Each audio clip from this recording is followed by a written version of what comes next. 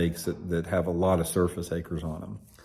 Okay, first of all, one of the things that you have to do before you can eliminate a part of a lake or decide what the dead water is, a lot of it has to do with the water visibility.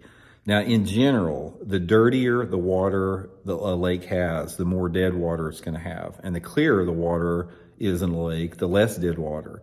It just seems like to me, from my experience, clear water lakes tend to have a lot more bass that use about any type of cover or any type of bank on that lake to some extent.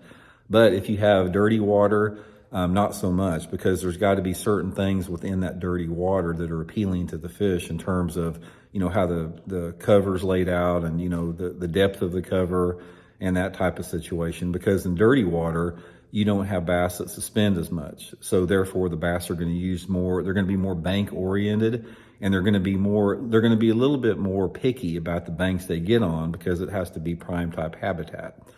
Okay, so the first thing that you can do to really eliminate or right off the bat find a lot of areas that could possibly be dead is look at your map of the lake, Navionics or whatever that you have there, and try to look in the areas that don't have much access to deep water or any type of a creek channel close by.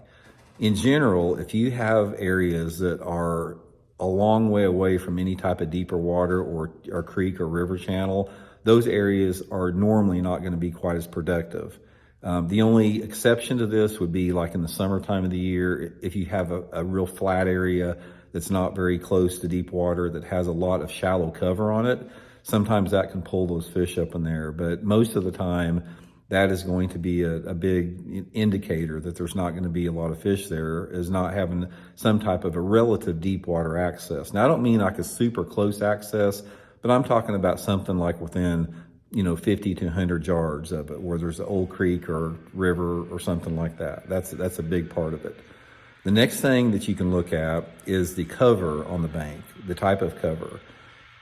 In general, you need some type of habitat for the fish. Now, that habitat can be a wide range of things. It can be rock, it can be larger rock, which provides good habitat. It can be, wood cover, like laydowns and trees. It can be docks, it could be shallow grass, anything that gives bass an ambush point to get onto. But if you have those banks out there that are like, flat and, gravelly or clay, they don't have much deep water, they don't have much cover, that's probably going to be, a fairly dead area, especially if it's on the main lake. Now, there's another thing about that is there tends to be more dead water on a main lake than there are like in the